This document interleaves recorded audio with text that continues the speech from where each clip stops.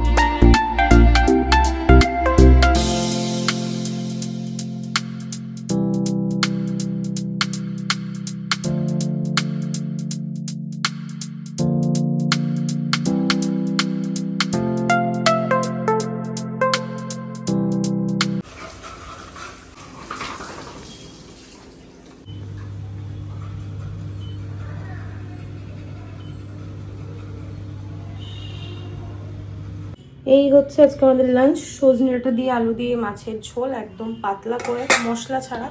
আর এখানে হচ্ছে পোস্ত দিয়ে ভেন্ডি ভাজা, মাছ ভাজা আর বেগুন ভাজা।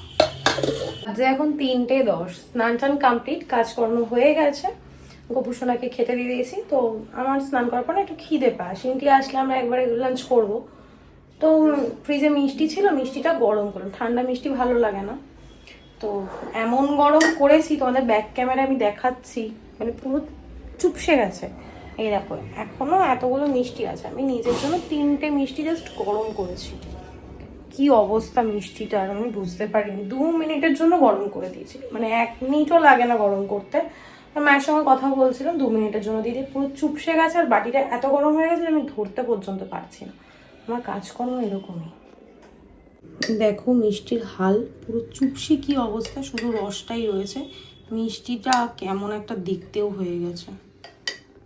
ঘড়ির কাঁটা দেখো বাজে এখন 9:30, যদিও এই ঘড়িতে 35 হয়ে গেছে। আমি আজকে সিন্টির ম্যাম এসে উঠিনি, ও নিজেই আজকে দরজা খুলেছে, তারপর পড়তে বসেছিল। পড়েছিস? আর এখানে দেখো সব নিয়ে বসে পড়েছে, কারণ ও স্কুলে কালকে জমা দিতে হবে। আর আজকে সন্ধ্যাবেলা আমাকে বলছে মামাম এগুলো লাগবে, তো ওর পাপা সব পাঠিয়ে দিয়েছে। এখন আমাকে বসে, আমার দেখো চোখ মুখ দেখে বুঝতেই পারছো আমার প্রচন্ড ঘুম একটা চেহারা। তো ঘুমটা কমপ্লিট হয়নি দূর, তার মধ্যে এখন আমাকে বসে ওর জন্য একটা ওয়াল ক্লক বানাতে হবে, যেটা ওর স্কুল প্রজেক্ট, ওকে স্কুলে কালকে জমা দিতে হবে। কিরকম রাগ ওঠে বলো, 2 দিন আগে তো আমাকে বলবে, সেটা করেনি, কিন্তু কালকে লাগবে, আজকে সুন্দরভাবে আমাকে জানাচ্ছে। ভুলে গেছিলাম। তো চলো এখন বানানো যাক, আর কি করতে যখন হবে করেই দিই।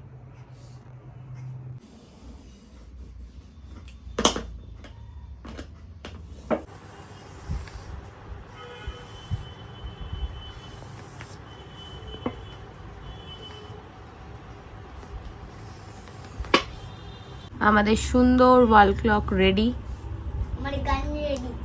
তোকে ফোকাসে নিচ্ছে না, এবার নিয়েছে। এই দেখো, আমি পারি না এইসব হাতের কাজ খুব একটা, তাও আমি এটা রেডি করলাম। খুব সুন্দর হয়েছে। আর এগুলো কে পরিষ্কার করবে? হ্যাঁ সেটাই রে, মানুষের কাজ না থাকলে যা হয় আর কি। আইসক্রিমের কাঠিগুলো বেঁচে গেছে, সিনটির তো ক্লক রেডি, ওখানে আরেকজন আকাজ করেই যাচ্ছে। আর এখানে এটা আমি রেডি করলাম, একদমই জঘন্য হয়েছে, তাও তোমাদের সঙ্গে শেয়ার করলাম। ফেলে দেওয়ার থেকে কিছু তো বানিয়ে রাখলাম, এই আর কি। আজকে আমার বেরোনোর কথা ছিল, যেহেতু আমি বেরোইনি, তাই টুকটাক যেগুলো দরকার সেগুলোই নিয়ে এসছে। শুকনো লঙ্কা, তেজপাতা, গার্বেজ ব্যাগ, সর্ষের তেল, পোস্ত, গোটা কালো জিরে। গোটা জিরে এনেছিলে?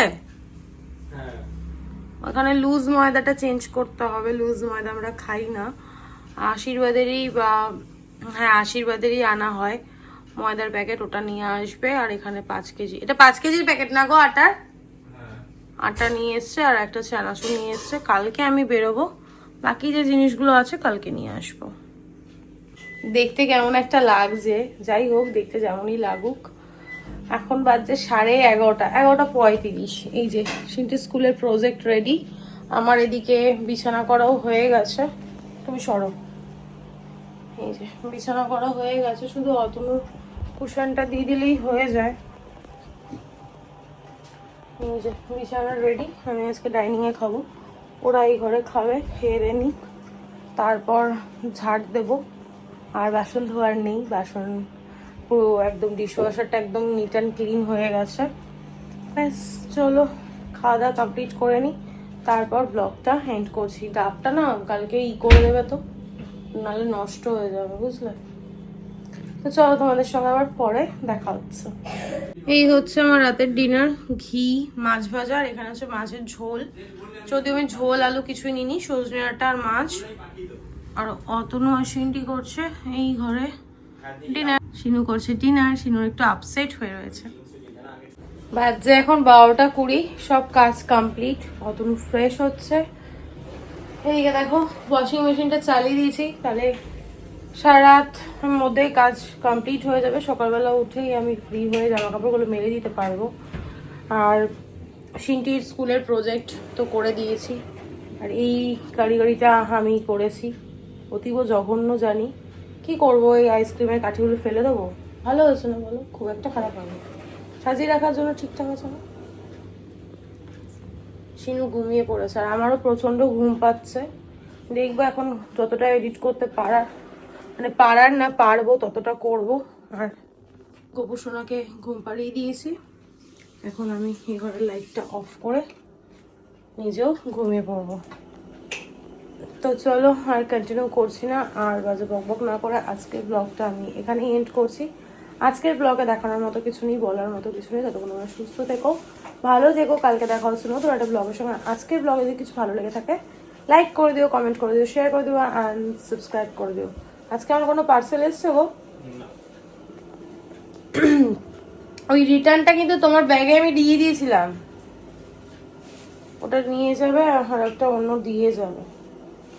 এগুলো কালকে সব আমাকে জায়গায় গুছিয়ে রাখতে হবে। দূর, আমার আর ভালো লাগে না, এত কাজ আর এত কাজ।